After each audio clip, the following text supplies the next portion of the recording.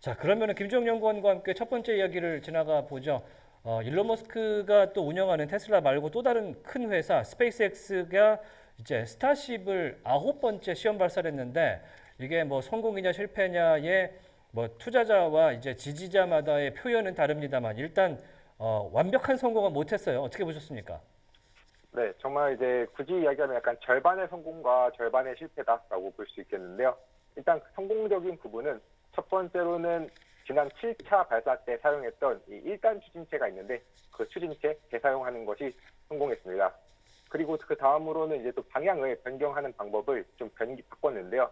원래 기존에는 그 방향을 변경할 때 방향을 변경하고 싶은 쪽에 더 큰 에너지를 써가지고 더 많은 연료를 분사하면서 방향을 바꾸는 것이 기존의 방법이었다면 이제는 오히려 방향을 가고자 하는 쪽으로 맞춰서 이제 아예 에너지를 써버립니다. 그냥 엔진의 그 부분을 분사하는 것을 막아서 오히려 엔진의 연료를 아낄 수 있는 방향으로 바꿨는데 네, 그 방향은 좀 성공했다라는 측면에서 긍정적인 부분이 있고 또 결과적으로 이제 우주 준궤도까지도 도달해 성공을 했는데요. 반대로 이제 좀 실패했던 부분은 이제 결국 이번에 이 스페이스X의 이 스타쉽이라는 모델에서 이 스타링크에 사용되는 수준의 그 크기에 딱 맞춰진 이 모형 위성을 궤도에 배치를 하려고 했는데 그 배치는 실패했습니다. 왜냐하면 결국 이 탑재체가 좀 문 열림이 안 되다 보니까 최종적으로 실패했고 또 자세 제어도 나중에는 좀 안 되는 부분이 있어서 이 부분은 좀 부정적이다라고 볼 수 있겠는데요. 이렇게 좀 절반의 성공과 뭐 절반의 실패가 함께 있지만 그래도 스페이스X를 기다리고 있는 굉장히 긍정적인 여러 전망들과 스토리들이 있습니다. 일단 먼저 이 스타폴 프로젝트라고 불리는 이 약간 군사 프로젝트인데요. 전 세계 어떤 곳이든 1시간 이내에 좀 군사 장비 물자를 운송하는 프로젝트이고 결국 이 프로젝트는 대기권 밖에서 정말로 로켓이 우주를 돌아가지고 궤도로 빠르게 이제 전 세계 정말 지구 반대편까지도 빠른 속도로 갈 수 있는 이런 프로젝트인데 결국 이 프로젝트를 진행하는 기업 스페이스X의 스타쉽이 또 사용이 될 예정이고 특히 스타쉽 같은 경우는 워낙 이 스페이스X 안에서도 가장 큰 규모의 우주선인데요. 이 우주선 한 1회 100명 이상 그리고 톤 단위로 봐도 100톤에서 거의 150톤까지 화물이 운송 가능할 정도로 대규모 프로젝트이기 때문에 이 스타폴 프로젝트도 기대해 볼 수 있겠고 또 이 상업용 달 착륙선과 관련돼서 이 프로젝트 역시도 스타쉽이 이 1차 프로젝트의 주요 이 스페이스X로 포함이 되었기 때문에 이 부분 역시나 긍정적인 기대해 볼 수 있겠습니다. 이제 마지막으로 살펴볼 프로젝트는 또 화성 집중 프로그램인데 사실 뭐 이 이름에서 알 수 있다시피 결국에는 이 스페이스 엑셀이 정말 어떻게 보면 키워줄 수 있는 강력한 프로젝트이고 이 트럼프 대통령이 지난 이제 예산안과 관련해서 나사의 예산을 줄였습니다. 그런데도 불구하고 오히려 예산을 늘렸던 이 나사 안에 있는 프로젝트가 이 화성에 집중하는 이 화성으로 갈 수 있는 프로젝트였기 때문에 네, 이 세 가지 프로젝트 모두 한번 좀 기대를 해보시면 좋겠고요. 네, 그래서 스페이스X 결국 전 세계에서 가장 높은 비상장 기업들 중에서는 가장 시가총액이 높은 스타트업인데 이 스타트업 분명 비상장이기 때문에 좀 투자하기가 쉽지 않습니다. 그래도 그 와중에 좀 투자할 수 있는 방법은 이 데스티니 테크 100이라고 불리는 이 CEF에 좀 투자를 할 수 있는데요. 이 CEF에는 스페이스X 비중이 한 50%가 조금 넘고 이 CEF는 ETF가 아니다 보니까 추가적으로 자금이 더 는다고 해서 스페이스X의 지분을 추가적으로 늘리지는 않는다는 특징이 있기 때문에 이 점은 좀 투자를 하실 때 유의하실 필요가 있겠고요. 반대로 이제 ETF들 중에서는 이제 XOVR이라는 ETF가 있습니다.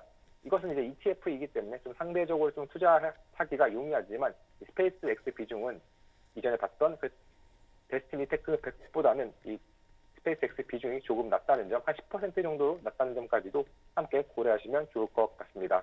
네.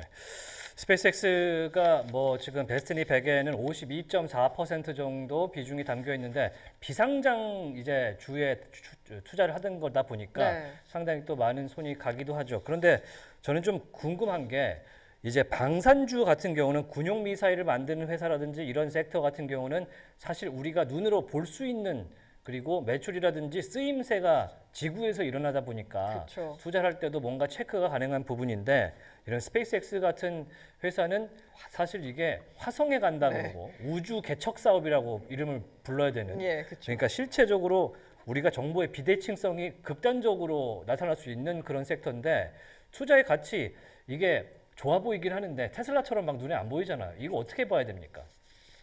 네, 결국에 사실 이 프로젝트는 결국 정부의 자금에 또 영향을 많이 받다 보니까 굉장히 좀 밸류에이션을 하기가 어렵습니다. 그래서 약간 마치 지금 이 테슬라가 분명히 아직까지 밸류에이션이 굉장히 높음에도 불구하고 여전히 조금 더 호재가 있다면 추가적인 상승이 굉장히 많이 일어나는 것처럼 이 스페이스X도 사실은 좀 단순한 규모보다도 굉장히 긴 미래를, 굉장히 긴 시계열을 가지고 좀 단기적인 밸류에이션보다는 좀 장기적인 희망을 기반으로 좀 투자를 해야 한다라는 약간 우주 산업의 좀 특징을 좀 함께 고려하실 필요가 있을 것 같습니다. 네, 확실히 뭐 팬시한 부분은 있기 때문에 그렇죠. 그거를 인정을 안 할 수는 없을 것 그렇죠, 같고, 맞아요. 근데 예. 단순하게 우주를 개척하고 그거를 할 수 있다 막 믿으면서 하기에는 약간 뭔가 못 믿겠고 뭐 그런 아니 느낌도 뭐 들어요. 일론이 인터뷰에서 그랬잖아요. 화성으로 가는 길만 만들어지게 되면 거기서 뭐 새로운 뭐 국가를 세울 수도 있는 거고 새로운 무언가가 펼쳐지는 거다라고 이야기를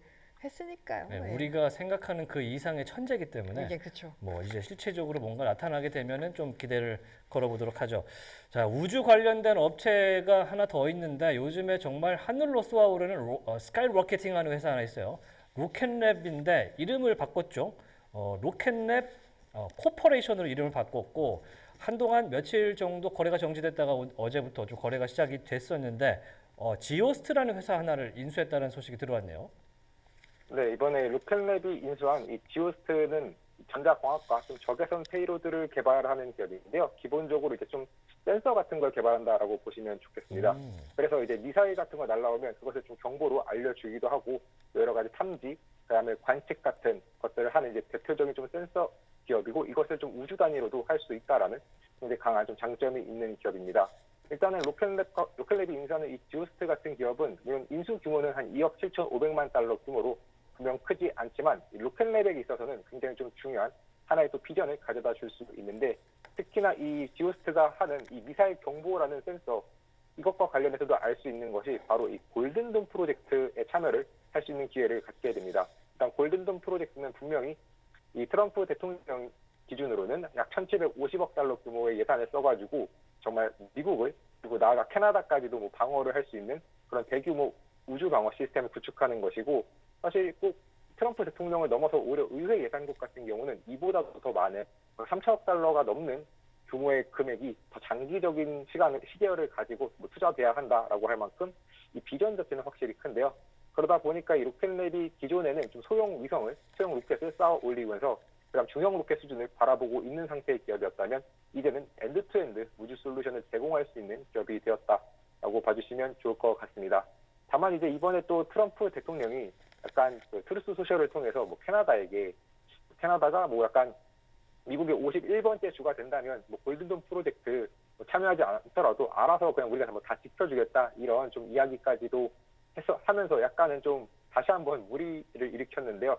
그렇지만 일단 로켓랩 같은 경우는 이런 여러 가지 다양한 좀 골든돔 프로젝트를 포함해서 지금 현재 또 중형급 로켓인 뉴트론도 지금 계속해서 좀 긍정적인 소식들이 많이 나오고 있기 때문에 앞으로 로켓랩 좀 차기 실적 나아가서 이제 특히나 이 스페이스X가 성공을 하면서 우주 산업이 커졌을 때 이 로켓랩은 좀 소형 위성과 중형 위성, 특히나 소형 위성 같은 경우는 완전히 또 스페이스X가 가는 길과는 다르게 자신만의 영역이 있기 때문에 추가적인 성장의 여력이 있고 이 부분 우주 산업이 성장하는 과정에서 얼마나 로켓랩이 더 큰 성장할 수 있을지 한번 살펴보시면 좋을 것 같습니다.